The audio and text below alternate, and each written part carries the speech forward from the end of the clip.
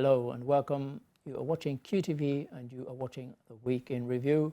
I'm Ade Darame, your host and co-host across the table from me, friend and colleague, Mamadou Mbodj. Mr. Mbodj, welcome to the program. Glad to be here, Ade. Thank you. Always glad that you're here. And to all the lots and lots of people, and I mean lots and lots of people who contacted me during the week or stopped me in the street and said, I really enjoyed this program with you and Mbodj. Thank you, and keep on watching. For anybody new, it's called The Week in Review because we take 10 stories from the week just gone by and we go through them in some detail. Some stories require more of our attention than others. So what's on the menu? Well, NPP, National People's Party, the President's Party, and GDC, Gambia Democratic Congress, finally sealed their alliance publicly and formally, and we'll get into that one. And speaking of alliances, the UDP, main opposition party, they've withdrawn from the Alliance for Democracy and Development Coalition talks. And visitor here in the Gambia from Gabon, Brice Nguema, he's here, and he's been here for 4 days, and he seems to be doing a sort of tour of West Africa. Before here, he was in Ghana, and when he leaves here, he's going to Sierra Leone. Also, this week we commemorated or observed 45 years since the 1981 abortive coup. 6-7 days of mayhem, some people have called it. And the Gambia Bureau of Statistics issued statistics saying that over 100,000 children are engaged in child labor across the country. And it's not an even spread across the country, quite huge disparities. And National Human Rights Commission, they've called for implementation of laws for addressing persons with disabilities. Now, this matters because the Constitution, which got rejected, had lots and lots of really nice things that would have benefited persons with disabilities. But having said that, we do have laws that have been passed but have been implemented. So had that Constitution gone through, would anything have changed? We'll get into that one as well. It was also this week on the 27th, the International Day for the Conservation of Mangroves. And if you've gone along our coastline, you know that we have mangroves. Are we protecting them? Speaking of protection, journalists, sometimes they need protection, and we've got elections when things can get very, very hot for journalists. And so the Gambia Press Union got together with the security services to have discussions, a workshop about what needs to happen, particularly around protecting journalists. And spoke of Gabon earlier, Equatorial Guinea and Gabon. They finally took a dispute that had been rumbling on for a very, very long time to an international court. And it has been resolved, yes. We'll get into that one as well. And then finally, Commonwealth Games still on, and our athletes who are competing in those games in Glasgow were really, really thrilled when they got to meet members of the Gambian community based in Glasgow. These are the stories. So let's get things up and running. One of several big stories, some might say the biggest story of the week, was the fact that the President's Party, the NPP, and the GDC formally sealed their political alliance ahead of December's presidential election. Have a look, have a listen at what went down. The red carpet was rolled out at the State House in Banjul at an event which went long into the night as GDC leader Mama Kandeh arrived with members of his party executive and supporters drawn from across the country. They were welcomed by President Adama Barrow and senior officials of the NPP and alliance partners in a ceremony symbolizing a new political chapter. Few could have imagined such a moment just a few years ago.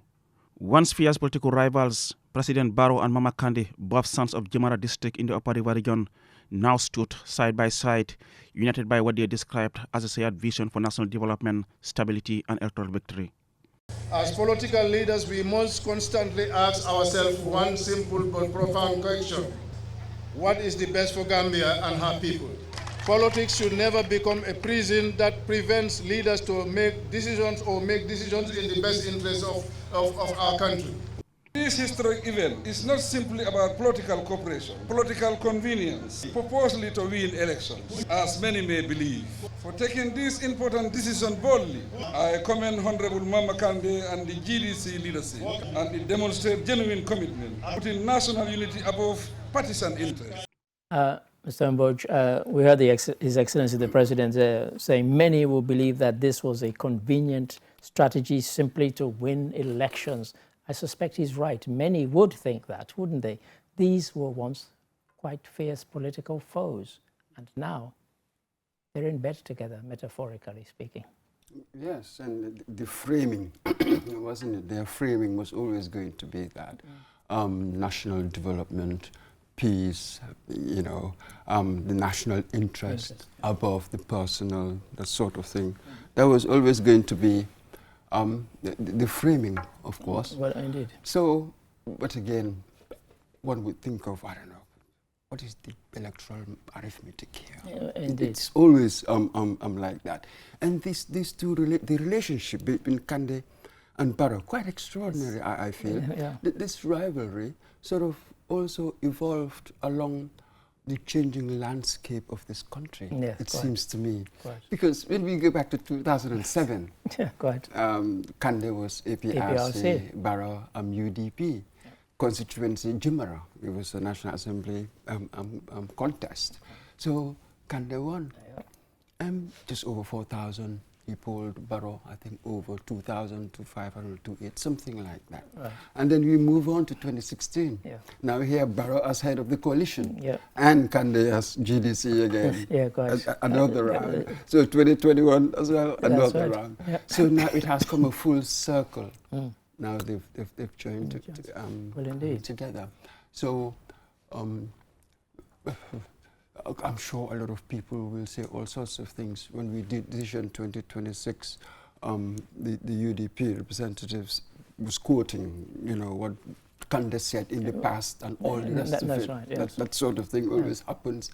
That to show that he's really a hypocrite going right. to this party that he's said all sorts of scathing things against.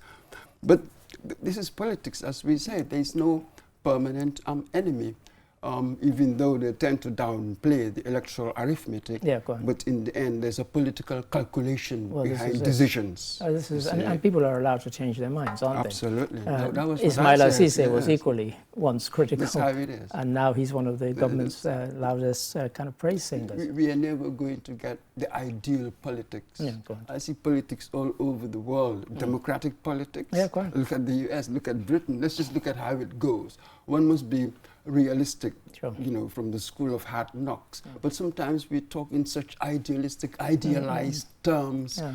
You should be this, you should be that, you should be this, you should be that. Always sound so academic. That sort of thing, then you forget pragmatic reality behind. Well, this and is it it. works in a different way. It really does. That's And it. so when this came up in the office and I was discussing it, and I just said casually, I said, you know, even in the US. And one of my reporters picked up on it and she said, what do you mean even the US? I said, well, currently there are some people in the Republican Party in the US who were the most scathing critics of Donald Trump. Not fit to be president, not fit to this, that, etc., etc. Now they are his loudest praise singers. Why? Because they realize that if they fail to do that, they will lose their seat. He'll get somebody to campaign against them. The party will turn on them. He's completely handcuffed to the party. I said, so in just being pragmatic, they're now Donald Trump praise singers. And I showed examples of some of the really, really scathing things that they had said 10, 12 years ago. If you'd said that that person would now be one of the people singing his praises to the highest, everybody would have laughed at you. But that is politics. People change. Absolutely. Politics as practiced by politicians is not an academic subject at all. Quite. You know, you're going to know statecraft. I think it's really about statecraft, Sure. much more than theory or anything. Well, this is it. So this is it. Sort of, I think that that sort of mindset is perhaps undermining the coalition, Yes, as it quite. were, Yes. attempts at Yes. forming the coalition 2026. The other that particular- not the other one. Barrow's the coalition. The opposition, The opposition one trying coalition. to. That's Yes, it. quite. So that's the key. But this one, well, yes, it is his choice. I'm sure in the coming days and weeks we'll hear all sorts of things. Before the producer tells us to move on, what did you think of the sort of grand theatre of this particular coming together? We went there thinking that they were just going to be the two main men signing, and it turned out to be a kind of mini rally. Absolutely. Almost every cabinet minister who was in the country was there. People from both sides of the party, you know, the two parties were there. And, you know, on the grounds of State House, you had this festive occasion. Quite Absolutely. something. Oh, big time. But again, Mama Kandeh is a big personality. Just as we say, you cannot remove personalities from democratic politics. They're all part of it, as well as policies, of course. And that's it. Even though perhaps the fortunes, as it were, of the parties, they've been declining, as it were. But still, the man is still a big, he's got stature, big player. Status, still a big player here. So yes, and politics or rallies, a spectacle. Well, we're used to that by now. So this is what one should expect, really, especially heading towards election in December. Just what, 4 weeks away? So that's it. 4 months away, sorry. Exactly. So this is what to expect. What to expect. Thank you for that. Which takes us nicely and beautifully onto the next story. The UDP announced that they were withdrawing from the Alliance for Democracy and Development talks. There had been the kind of coalition talks, and there'd been mediation and so on. And it was no surprise when one kind of read the room as to what had been said in the weeks and days leading up to it. And finally, we were put out of our misery when a press conference was called by the leader of the UDP. Here's some of what went down. We now have come to the very regrettable and unavoidable decision that we are pulling out of the ADD coalition initiative. There are other coalition initiatives, and we are very much part of that initiative. We'll continue to participate in the discussions. We, of course, have advanced that the model throughout the world, universally accepted model, is that pre-election alliances are built around the party with the largest membership in the country. We have shown that since 1996, UDP has been the dominant opposition party in this country, having mayors, councillors. We want to put them at the same level as a CSO or a political movement that was just formed in 2026. We want to put them on the same level. Is that fairness? Mr. Mboj, myself and yourself, I watched the whole of that. And it might seem that he was given sort of quite a consistent message. However, there was a kind of Q&A, and somebody asked, when you'd heard what he'd said there, universally accepted that the party with the largest, etc., it's obviously the UDP. And yet he had said in response to one of the questions, we're not saying it has to be led by UDP, we're saying it has to be party-led. I don't think anybody swallowed that one. But as I said in the intro, I think it was no surprise that it had been leading up to it, hadn't it? Oh, absolutely. This was just inevitable, Adi. Just as he said there, and he used the right term, pre-election alliances. That's really what he didn't say coalition. He didn't say coalition. You get into power and then you can do that. So this is the largest party.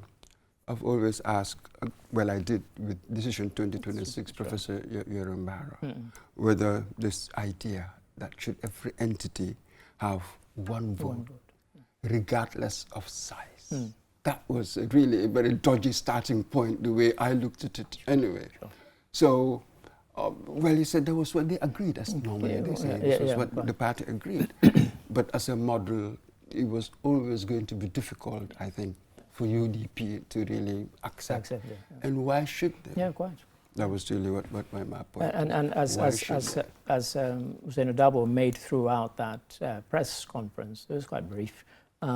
He kept saying time and time again, we've been here, he mentioned 1996, given the size, given this sort of our record that we've shown in electoral polls, the number of National Assembly members we have mayors of major sort of metropolitan councils and municipalities. How can you say that we have one vote and a CSO has one vote?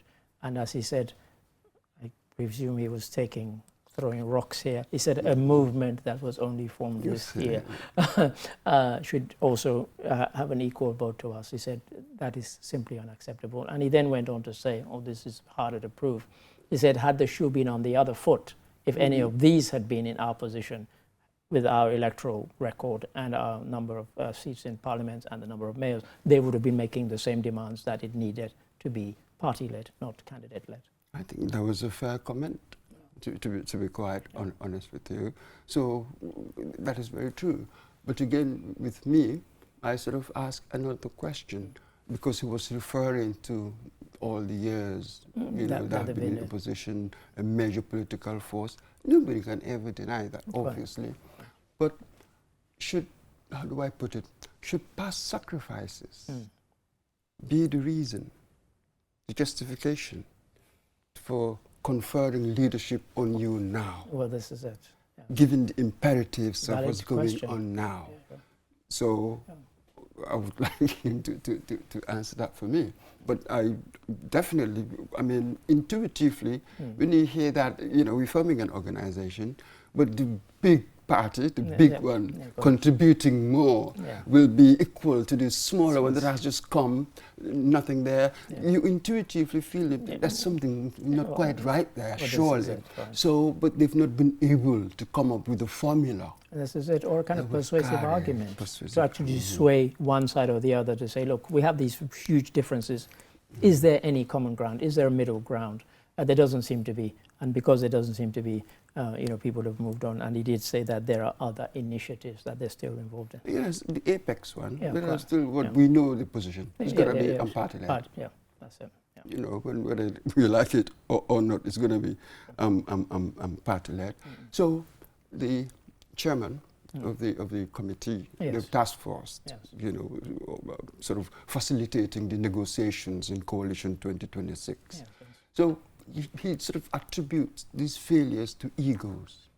I heard him say that, and you took him up on that. Yes. And you said, surely it's about more than egos. Sometimes it's a point of principle, isn't it? Yes. You'll have the leadership ambition. Yeah, quite. Perhaps. Quite. That's the ego bit. Yeah, quite. But again, what are the power relations and what's the incentive? Yeah, quite. You also need an incentive to know whether to determine which coalition or whether you should go in. Yes. So there is some kind of calculation going on there.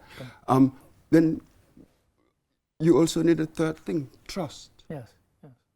Will the agreed candidate honor the agreements as Davo mentioned? He said we saw what we learned our lesson from 2016. So beyond the ego, there are other political calculations. Indeed. It's not simply that, the whimsical ego wanting to do this or that.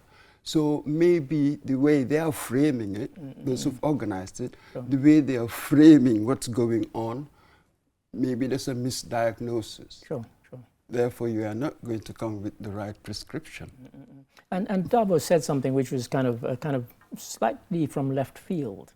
He said that another reason for them withdrawing was that there was a kind of unconstitutionality about what was being discussed. People were saying that if and when we take power, we will get this number of seats or this number of ministries and so on. And he said that was, to their reading, unconstitutional to actually negotiate like that.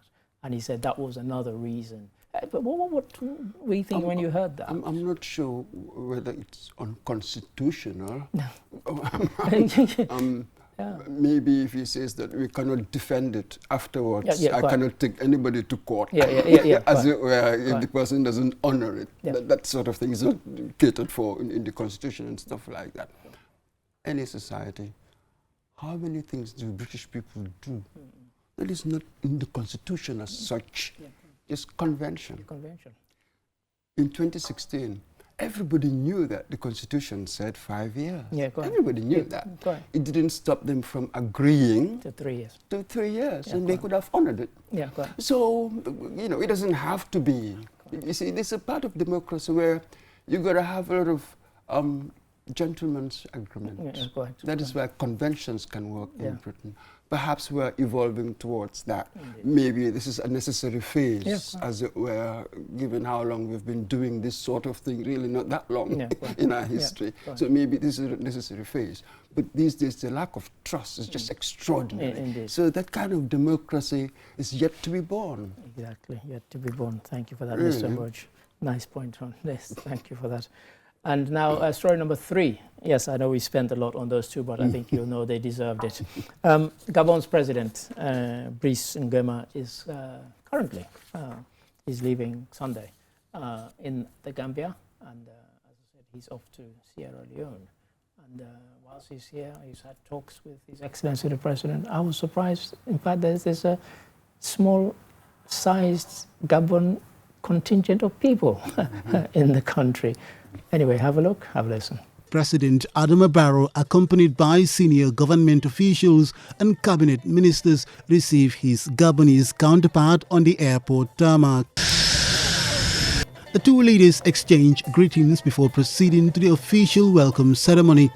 The national anthems of the Gambia and Gabon were played before President Barrow and Oligui Nguema jointly inspected a guard of honor mounted by the Republican Guards of the Gambia Armed Forces. Gabon and the Gambia may sit at different ends of our continent, but we are bound by the shared belief that the destiny of our people lies in our own hands. L'ouverture d'un consulat de Gambie à Libreville. I will welcome today the opening of a Gambian consulate in Libreville. This important development, together with the 4 agreements we are about to sign, reflects the excellence of our bilateral cooperation. The visit also saw the signing of 4 key agreements to strengthen relations between the two countries. The Gambia's Attorney General and Minister of Justice, Dr. A. Jallow, Gabon's Minister of Foreign Affairs and Cooperation, signed the agreements on behalf of their respective governments. The two heads of state agreed to continue negotiations and sign bilateral agreements and protocols in areas of mutual interest, such as trade, investment, agriculture, health. Examiner la coopération bilatérale. The two heads of state reviewed bilateral cooperation and identified new areas of partnership. Much friendlier relations off the football field. Us and Gabon in our AFCON qualification meetings have not been the friendliest. But Brice Nguema there, as I said, he's doing a kind of mini tour of West Africa, Ghana. He spent 4 days there, spent 4 days here. And now here, and from here, another 4 days in Sierra Leone. So quite a tour, isn't it? Oh, absolutely, yes. It's almost like he's sort of introducing himself as a Democrat. Indeed. Isn't it? Indeed. So he's telling the rest of us that, hey, look, I'm not really in with the soldiers. As it were. I might have originally I come might to have buy the originally coup, been but very cool, but you know, I went through an election. 90.35% he got. 90.35%. So just recently, sworn into office, wasn't it in May? May. Absolutely. So that's why it's a tour from Ghana here, then Sierra Leone, really introducing himself. So that was why I really heard the symbolic stuff, really. Yeah. We've signed 4 agreements, I think. Yeah, this is the sort of thing that you do, you know. Whether that can translate to something else. Yeah. Well, as usual, we say, well, we'll see. Yes, well, I mean, one of the agreements which I thought was odd was for visa-free access for people who have diplomatic and service passports. I thought those people that didn't have visas already, so it was kind of an odd one, but it was made as kind of sort of grand announcement as it was a big deal.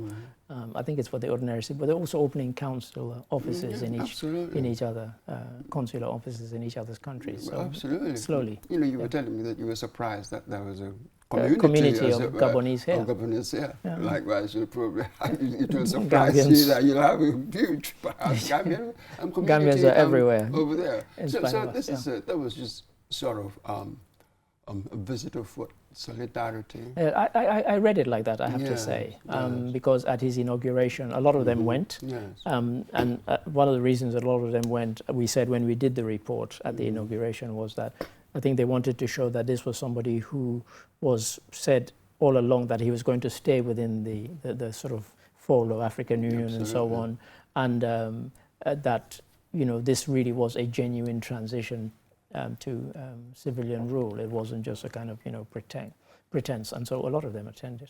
You need all the friends that you can get. Well, this is it. Right now, what's going on with that breakaway AES, that sort of thing, who knows what can. So the tension is still quite high. Indeed. So get all the friends that you can get. He went in as a soldier, but afterwards transformed himself, you know, apparently fair elections. And what can you do but just to accept him in your fold? That's pragmatism.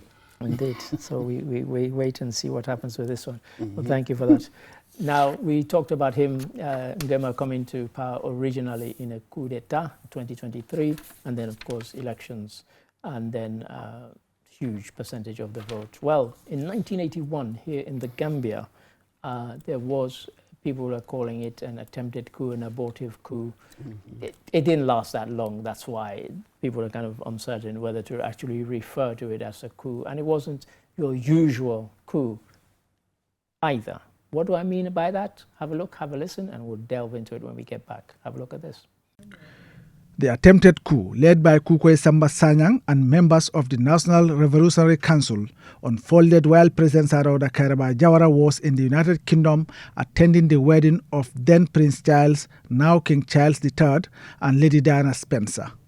Most of the protagonists in this 1981 abortive coup were anti-establishment.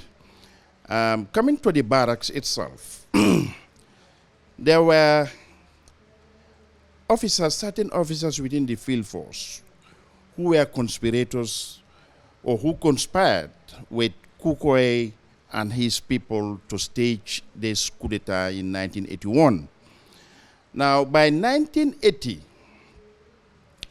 Commander Eko Mahoney, who was the deputy commander of the field force, was brutally assassinated by a constable called Mustafa Danso.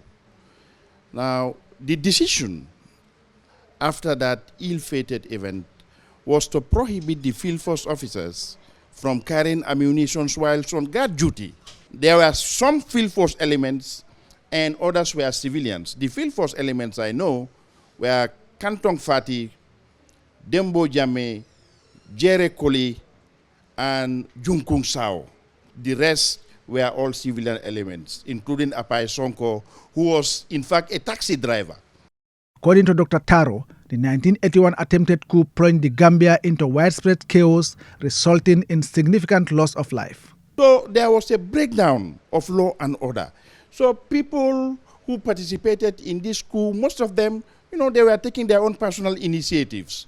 Some used the occasion to settle old scores with people they had problems with. On the part of the Senegalese, they said 33 soldiers died, 33. But on the Gambian side, both civilians, field force, and all whatnot, is between 500 to 1,000. Between 500 to 1,000. Now, we spoke to Dr. Mahmoud Lamin Taro, who's now CEO of NACA, Quality Assurance Authority. And he was a young boy living in the barracks. And so he had first-hand experience. And whether it was a coup, normally when we refer to a coup d'etat, it's the military taking over. In those days, we didn't have something called the Gambia Armed Forces. We had the field force, as many will know. But it was still an armed attempt to unseat a civilian government. And as I say, we heard there some of the reasons why they were even able to get as far as they did, Mr. Mboch. I didn't say we are small, but we are capable of doing interesting things. Indeed. Can you imagine that sort of thing? Yeah, some historians call it the taxi driver's coup. And that name, Apai Sonko. I remember I was like 13, stuff like that, 13, 14. Right. So that name stayed with me until now. Right. So when I think of the 1981 coup, Kukwe obviously comes first, but the other names, like I had lost most of them, but Apai Sonko just stayed in the memory. Just stayed in the memory. Yeah. So that was it, the lawlessness in Banjul, the looting You see, one heard about it, yes, because I was young, I wasn't allowed to go out. I just stood at the gate, the compound. They just stand at the gate and seeing people and seeing stuff. We had seen a few, nothing killed. No, quite. Didn't say that. So it was quite interesting. Now thinking about it, when we heard Kukoi, boy, really, what I describe it now is spluttering, sort of Marxist-Leninist outrage, down with this, down with that, and all the rest of it. We didn't know, certainly didn't know what he was talking about. Right. So that was it. And then suddenly, the Senegalese were in a short period, Quite. And then gradually things returned to normal. Then facts started coming through, as it were, what happened here, what happened there. And people sometimes refer to Danso's execution as being linked to the coup, but the killing of Mahoney was a year before, or the year before, was 1980. The coup was 1981. But he then joined them. He joined Kukoi and others when they sort of decided to launch their insurrection, and that did for him. So this is the key. There was a context. To it. There was a certain, you read, for instance, Tian Salo, the World Bank, has written some very interesting article, Economics and Politics in the Gambia, between then and now. So there was a backdrop of sort of unemployment, inflation. There was a socio-economic context backdrop. Kind of disaffection. So a lot of people were disaffected. Danso was just one of them. In fact, around that period, all sorts of revolutionary, as it were, movements were kind of emerging. Across West Africa, really, not West just Africa. in the Gambia. I look at Moja, Liberia, so there was just a Gambia chapter. That's right. So there was the mood, really, regionally. Yes, quite. And then you had coups in Ghana, Nigeria, there was Liberia, I think. So there was that context going on. Right. So that was why this revolutionary group, perhaps there was a weakness in our security system. They took advantage of it. The president wasn't here. He had traveled. So they took that advantage and did what they did. But guess what? These days, when you see coups, a lot of people come out to cheer. Not a single person cheered. There was the looting, but people were scared. Quite. So not a single person cheered. And when the Senegalese came in, everybody cheered. But in Banjul, we certainly did. So that tells you, really, there was no popular backing. Never mind the economic situation, but it doesn't seem to have been a popular backing. You just had this group. They had access to guns and the rest of that. So they decided to sort of hijack the nation. Thanks that Senegal came in and stopped them. Indeed. And we could delve into this one, but again, as I said, producer will be telling me, move on. So that takes us to story number 5, which will also take us to a point where we will have a commercial break. A very, very different story. Gambia Bureau of Statistics recently held a press conference, and they mentioned many, many things. And so we broke it down into different sectors about, things that they spoke about. One of the things that they spoke about, which was very eye-catching, certainly for my reporters, they all mentioned it, was that over 100,000 children nationwide are involved in child labor. Have a look, have a listen.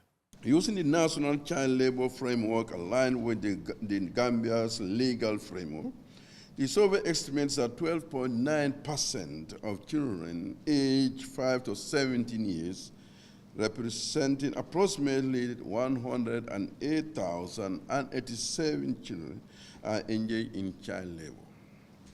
The child labor increases with age, rising from 12.3% among children aged 5 to 15 years to 17.4% among those aged 16 to 17 years. It is also considerably more prevalent in rural areas where 19.5% of children are engaged in child labor compared with 7.9% in rural areas. Despite the alarming figures, the survey does highlight some small but encouraging progress. Comparable estimates for Sustainable Development Goals 8.7.1 show child labor has declined from 9% in the 2023 labor force survey to 7.4% in the first quarter of the 2026 survey. The latest findings show progress and the challenges that remain. Officials say ending child labour will require sustained action from government, development partners, communities and families to ensure every child has the right to learn, grow and fulfill their potential. Mr. Mboj, if we had wanted to be really dramatic, we could have said almost 110,000 rather than just over 100,000, because it's 108,000 plus. But also, I think one doesn't have to go very far to find what we're talking about. You just, as we're speaking, if people waited till daylight and just drove around, they will see children on the streets selling everywhere, in every town. Less so in urban, more in the rural areas, as one would expect. And so we deliberately had that bit in the end there saying, sounds scary, but there are sort of green shoots of recovery in terms of something to be encouraged about that. It's dropping. It's not going up. And that's why we wanted that in the report, really. That's it. In 2023, there was 9%. It was 9% in the first quarter of 2026, 7.4. Yeah. It's just that is no consolation to the 100,000 plus. That sort of thing. But this is it, Ade. When generally a society has no problem with child labor, that's fundamentally, that's what it is. Then it's difficult for the state agencies, as it were, to enforce anything, not least because these operators, the state agencies, well, the agents are from the society as well. Sure. So therefore, they can understand. Yeah, as it were. Then enforcement becomes the problem. So you see how fundamentally we are the problem in the end. This is really a very difficult one. This is why some people say, oh God, the lottery of life. Some kids, maybe you're born into well-off sort of parents, the school you'll go to, and all that experiences, your life chances. And then you're born into something else where, well, you have to go out. They have to send you out to go and sell oranges and whatnot, perhaps for the family. And to them, that's rational. And how can you blame them in many ways? Because normally it means they don't have any education, really. So the thinking is like that. Even though sometimes you do find people in that category who would think differently. Oh, I didn't go to school, I didn't have that, but I will sacrifice for. I've seen people like that as well, send their kids to school. So this is fundamentally the lottery of life, really, and this is what we have here. The state cannot really do much. We can ask of it what we will. We'll just be complaining. We'll just be disappointed, I feel. I was introduced to somebody who has a restaurant at the village near Senegambia, and he has another couple somewhere else. And the person wanted me to meet him because he said he's not typical, but his father was a fisherman who was determined that his son would go to school. Absolutely. He said, and look where he is now. And so every time I have an opportunity, I go and eat at that restaurant and we chat, because that is quite something, and it's not the usual. You know, it's not that the fisherman said, yes, you'll be a fisherman like me, because he could see what education could do for his son. And I said, that's just one instance. It's not, but we need thousands like that. To feel. Those stories, they are all over the place, really. It's just that you see the other story as well. Indeed, yes. You know, this is where they send their kids. So in the end, this is it. Perhaps the state, you know, what we say in the West, education from this age to that age, compulsory. And then there's enforcement. Indeed. When they see you in the streets, you know, they will take you to school, and your parents will be in trouble, that sort of thing. Short of that kind of enforcement, state intervention, this sort of thing will take a long time because it will just evolve along people's attitudes. And we all know that that's a generational game. So this is where institutions could have come in, but we talk about the incapacity of our institutions. So these people will suffer for God knows how long. You know, the lottery of life, as people say, really, the state cannot protect them. It cannot. A sad note to take us into the break, so we'll go for a commercial break, and after the break, guess what? We'll have 5 more interesting stories. Join us after this break.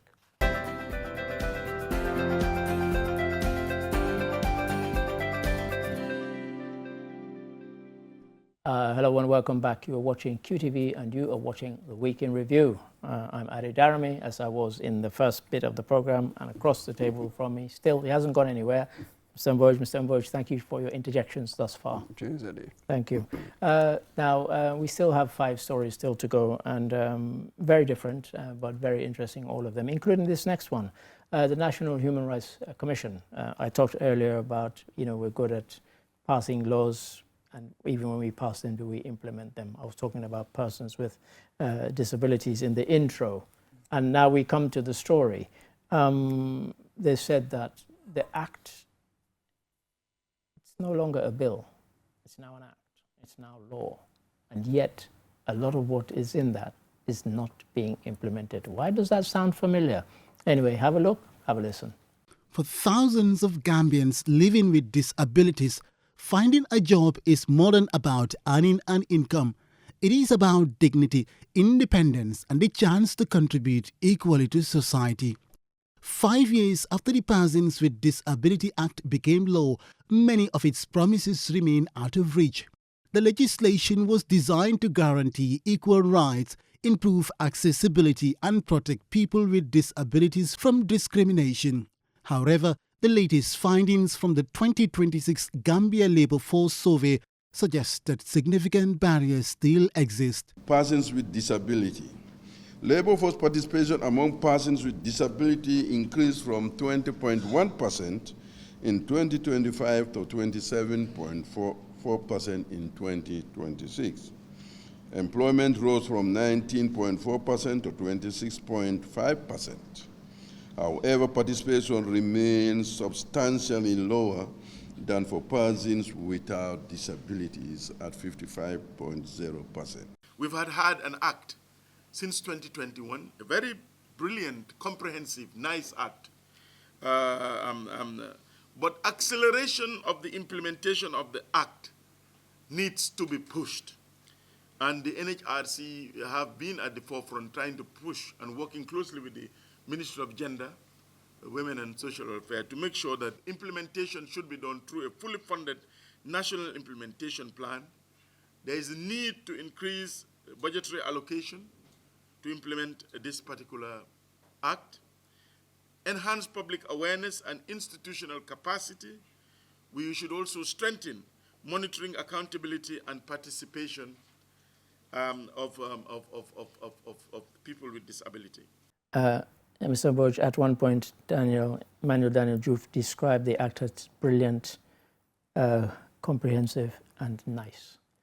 And I swear, I'm sure somebody afterwards probably validated this. And yet, for yourself, for anybody watching, how many of us can go to a building and say, the law has compelled this building to make itself disability accessible? Somebody with a wheelchair. In countries that are serious about passing laws like this, they compel, they enforce. There are many buildings where people with wheelchairs in this country cannot never access this simply. And so straight away, if somebody's disability is one that requires a wheelchair, you're excluding them almost without thinking about it. Mm-hmm. The fact that you don't have that sort of access means that if I have a wheelchair and I need to access this building, I can't get in and I can't work there, obviously. And these are the things that almost without thinking, really. Yeah. But we were talking about stuff like this. As Emmanuel Diouf there said, everything comprehensive, well written, and the like. And, but again, there's a weak link, as it were. It's a chain work, and any chain is as strong as the weakest link, isn't it? Yeah. So now the enforcement mechanisms. Indeed. What enforcement mechanisms do you have in place? Well, indeed. Are they effective? You know, not even talking about efficiency, just simple effectiveness, do their work. Yeah. So that is where we always have a problem in here when you sort of add on to it certain social attitudes. Yeah. Just as I said, these social attitudes, we underestimate them. But again, they affect the institutions. Very much. You see, this is the key. In some way, they affect the institutions that we run. So this is the key. We know that with disability, it's not simply about income. as necessary as that is, but there's the idea of dignity, dignity and independence, and inclusion. Inclusion, these concepts. But you see, traditionally, conventionally, with us, it's not about dignity, it's about pity. Yeah, go on. That is why you see, because you get a good number of disabled people, they go around begging. Yeah, so we've associated that with you know, giving alms and that sort of thing. And you know, in the way we think, how important that is. Yeah, go on. I would recommend a book to you, The Beggar Strike by Aminata Sofala. I think extraordinary. Okay. There was chaos. I'll make a note of that. There was chaos in society because they couldn't give their alms to anybody to get the blessing, you know, that sort of mindset. So these are the things that we sort of think get in the way of dignity, independence. So the right budget, he mentioned their budget, the money we should spend. Sure. I don't think there'll be any political will to spend. So you'll be getting token this, token that. So maybe you'll have individual companies in the private sector who might decide to create ramps and sort of thing for disabled people with wheelchair. So you may have that, but it's systematic sort of approach to it. Really enforcing these rules, you really can't see it. I really can't see it. Yeah, it's not there. Thank you for that, Mr. Bush. Thank you. And now, at the top of the show, I mentioned the International Day for the Conservation of Mangroves. And of course, we have mangroves around the Gambia. What are they? Have a look, have a listen. The International Day for the Conservation of Mangroves is both a global celebration and a call to action to preserve one of the planet's most important coastal ecosystems. Mangroves are unique forests found where land meets the sea. They provide shelter for fish, oysters, and other marine species, protect coastlines from erosion and storms, and store large amounts of carbon, helping to address the growing challenge of climate change. Mangroves are disappearing at an alarming rate due to coastal developments, pollution, and climate pressures. Their loss threatens biodiversity, food security, and the livelihoods of millions of people who depend on coastal resources. In the Gambia, mangrove forests are essential to communities along the coast and riverbanks. Women involved in oyster harvesting and small-scale fisheries rely on these ecosystems for income and food. UNESCO says conserving mangroves contributes to climate action, protects marine biodiversity, and strengthens the resilience of vulnerable coastal communities. Mr. Mboj, lots of reasons to conserve and preserve, not just because they look pretty. They're vital when we talk about things like climate change and people's livelihoods and incomes. In a sense, we're lucky in the sense that in the Gambia, since I've been here, various groups have grown up and have been kind of highlighting this. They don't wait for a particular international day for this. They're actually sounding the alarm all year round. And in fact, many of them, we've featured them on QTV over the years. That's it, come on, the Gambia. Mangroves is one of the most important, sort of the main ecosystem, really, isn't it? It lines the Gambia River, river and the coastal estuaries. That's right. So absolutely so important.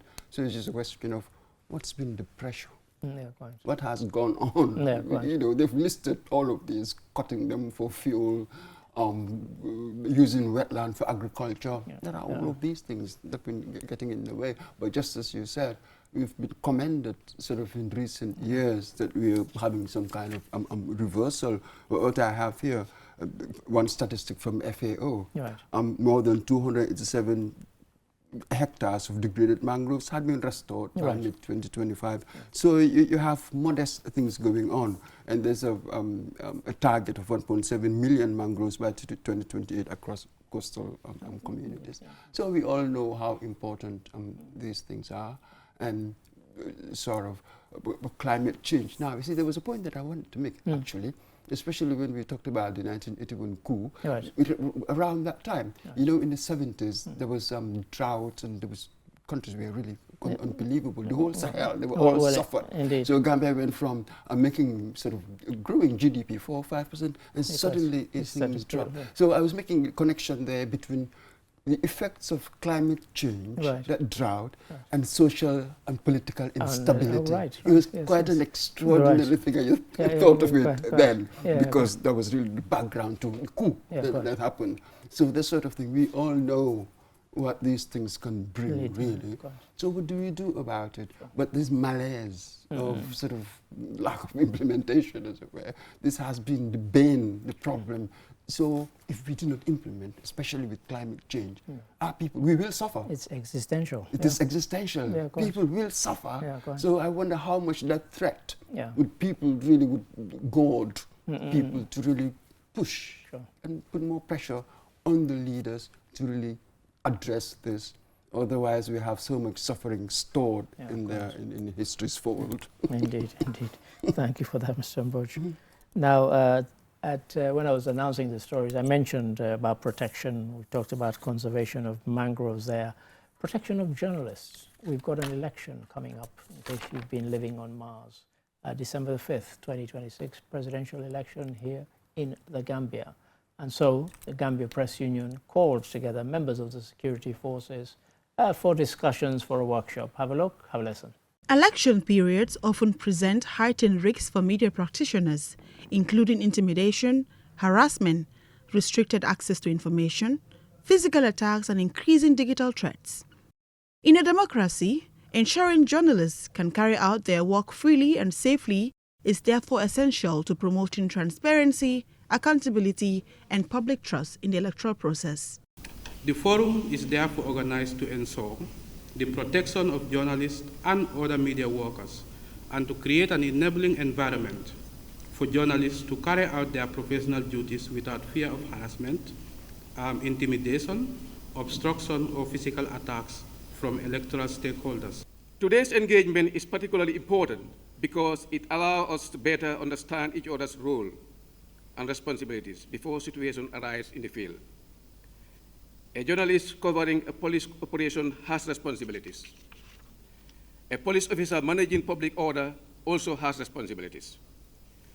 Well, Mr. Mboj, we just heard there about GPU hosting this thing, about, journalists protecting them. And I've said since I came to the Gambia, and sometimes when I get my team together, I said, let's not be scaremongers, and let's not overhype what happens compared to what happens in other countries. But you've had discussions recently with GPU regarding exactly this sort of thing. That's it. The Secretary General is Juf, and I asked him what sort of threats sort of journalists face, especially in this atmosphere of heading towards an elections and the campaigns and all the rest of it. They said, well, we do get physical attacks by police.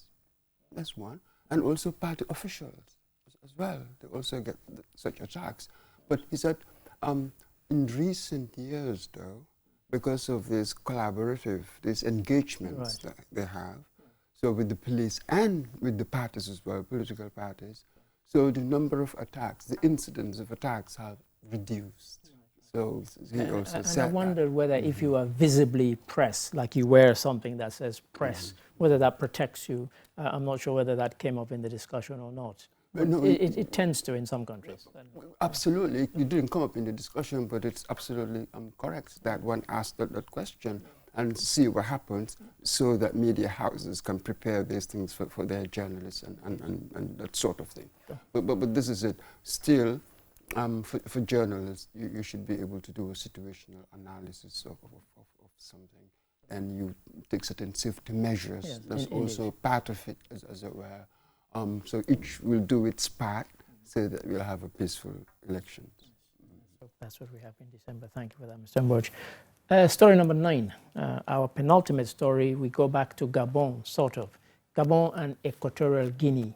They'd been having this 50-year-plus spat over 3 tiny islets. They're not even islands, really. They're so small. Finally, it has been settled. Settled how? I won't spoil it for you. Have a look, have a listen. The long-standing conflict centered on sovereignty over the 30-hectare island of Mbagni, alongside 2 smaller islets, Cocotier and Kunga, territories that, despite being tiny and virtually uninhabited, sit within surrounding waters thought to harbor significant reserves of oil and natural gas. This legal impasse stemmed from conflicting colonial-era agreements that left the maritime boundary around the oil-rich Gulf of Guinea disputed for decades. Equatorial Guinea based its claim on the 1900 Treaty of Paris signed between former colonial rulers France and Spain, arguing that under post-colonial international border law it automatically inherited title to the islets from Spain upon achieving independence in 1968. Gabon, however, relied on a 1974 meeting in Bata contending that a document known as the Bata Convention superseded the old colonial border and officially transferred ownership of Mbagnier and its surrounding islets to Libreville.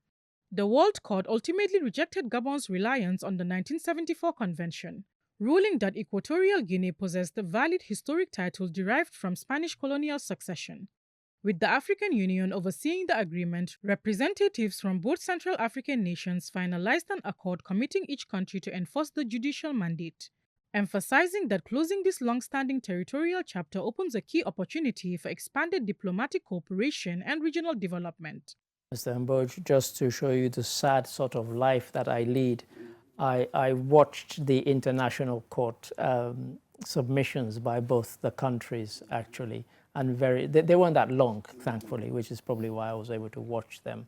But what I found interesting, and you know, I've always been against the kind of fact that people say I'm from this country, I'm from that country, when the only reason that country exists as it is because some colonialists decided to draw a map and just put some funny lines, whether it's Sierra Leone, Guinea, Liberia, Cote d'Ivoire, you name it. But what I found interesting when I was watching the submissions was that the 1974 convention, the Bata Convention, was one they came to when both countries were now independent. And yet, they were saying, well, you know, why don't we go back to the kind of what we inherited from the colonies? And I found that quite interesting. And I actually must admit, I thought that that was the way the court would sway, saying that when you made the convention in 1974, by then both of you were independent and able to make up your own minds. And you agreed, and you know, you said, oh, it could be transferred to Ecuador. Now you want that reversed, so quite a thing. Well, to me, it makes me wonder why the ICJ relied on this 1900 treaty between France and Spain. Yeah, similar. You know what I mean? So I really have no idea how that happened. But still, it happened. And now they've agreed to implement. They've agreed. And it's good that they did, both parties agreed that they would be bound by whatever the court came up with. That's it. Yeah. Under the auspices of the AU. Yeah, well, indeed. They do not usually sort of succeed, as it were, when it comes to this sort of negotiation. Sure. So well done to that. And also sort of the international law. Indeed, indeed. As it were. Does it sort of embolden it? Does it give it more? Well, this is the same court that the Gambia has taken Myanmar to, by the way, and that one is still rumbling on. Mm-hmm. Yes, the ICJ. Yes. Absolutely. Yeah. So this is it. It has ended Central Africa's longest standing disputes, territorial disputes. That's right. Quite extraordinary. And of course, the cynics might say that they only decided to dispute it when they thought that there might be oil there, but hey. But absolutely. So, and the ruling was that the islands belong to Equatorial Guinea, wasn't it? That's right. That was what I read. So, absolutely. So with the AU, can you replicate this to other disputes? Well, indeed. That's really interesting. That would be interesting. Well, thank you for that. And now on to a very, very different story for our final story. The Commonwealth Games are still rumbling on. We still haven't got a medal as I speak. And, you know, our sprinters have not done well. But nonetheless, the athletes took time out from their exertions on the track and in the gym and everywhere else in the swimming pool to meet the Gambian community in Glasgow in Scotland. Here's some of what went down. Celebrating Gambianness through music and some cultural displays brought great joy to Gambians in Glasgow, as it allowed them to meet and to interact with their athletes, some of whom they had only watched on TV, social media or heard reports about. Amongst the athletes at the Gambia Day event were Gina Mariam Bass Bite, Ibrahima Kamara, Aliou Diouf, Aissatou Sy, Nyimansata Jawne, Siré Sane, Osman Job, and Pape D. Jonga. Today we represent government here. The government of the Gambia, the people of the Gambia are eager to have you come home, not to stay if you don't want, but to do something that can contribute towards the development of the country. To the Gambian athletes who are present here today, I say this: we are proud of you. We are proud of your commitment. Compete with integrity, respect your opponents, honor your coaches, families, and all those who support you. For athletes, it was a timely reminder that they do not compete alone. Behind every sprint, swim, and kick stands a nation, and in Glasgow, that now feels closer than ever. For the Gambian community in Glasgow, it was an opportunity to convey their love and support to the athletes as they wear the national colors with pride. Mr. Mboj, I have a confession. This story, for some originally unfathomable reason, really moved me. And I kept thinking, why? And then, of course, I recalled that when I was in the UK and Sierra Leonean athletes would come, we would go as a community to go and meet them and tell them how much we supported them and how we were in their corner and how we were rooting for them. And this reminded me of that. And I thought maybe that's why, you know, and, you know, they always reciprocated by saying, you know, how they appreciated having that support, because obviously people were not able to fly over to come and support them. So there was a community there that was saying, you know, you're flying our flag and we're pleased that you're doing so. And it was a lovely story, nothing deep or particularly, you know. And I sort of what I've witnessed sort of when these things happen, even though our headline it says Gambians in Glasgow, I haven't the slightest doubt that you've got Gambians from London, Liverpool, Manchester, Birmingham, all over the place. And I wouldn't be surprised, because everybody knew that sort of Glasgow, whatever was coming. That's I wouldn't right. be surprised that you had maybe a few from Scandinavia or even Germany. Yeah, quite. I know because the way flights we are quite behave, cheap. absolutely. Flights are quite cheap. I know the way we sort of 60 think. quid you can fly from Sweden. Absolutely. So absolutely, of course, this sort of thing would be wonderful. Yeah. You know, especially for athletes who had never been there, Quite. and to see all the Gambians, the familiarity, as it were, gives you some kind of reassurance. It does something to you, doesn't it? It really does. So yes, perhaps a psychological boost Well, indeed, that all of these people have come over, you know, to welcome us. So absolutely fantastic time for Gambians in the diaspora to come together. Well, this is and it. we need to do that a lot more. And I love our colleague there talking about the Gambianness, Well, absolutely. Mr. Gachagua. Yeah. But yeah, Yes. well, it's a lovely one. But sadly, no medals. But next time, we hope. Well, international competition is really very difficult, especially if you do not have sort of international infrastructure at home. Quite. So when you compare to other countries, other athletes have so many advantages over you. So we have to put this in the right context. And for the women's 4x1, for example, being drawn in a heat that had Nigeria, England, and I think Jamaica, and still making it to the final. Absolutely. You know, that's almost a victory. That was fantastic, exactly, stuff like that. Quite. And Gina Mariam Bassos got to the semi-finals. That's right. I mean, this is a huge competition. I mean, getting to the semi-finals, that's something. It's a big you deal. know, it's a big thing. Yeah, quite. So it just depends on how you look at it. And Nima Satajane also got to the semi-final. Got to the semis. Yeah, so quite. it depends on how you look at it. I don't think, to me, it wasn't a failure. Quite. It doesn't work like that. No. You know, either you win or you don't. You know, things are a bit more nuanced. It's experience. It's experience. So look at the bright side with Alex Faye. Alex Njai Faye. What can go on? He's still in the competition as we record this program. He's still in the competition. Who knows? Last time had silver. Who knows what he can have this time? So let's look at the bright side of life. A great note to end it on, musically and otherwise. Mr. Mboj, thank you so much. And to you, the viewers, thank you for watching. Until we come your way again next week, goodbye.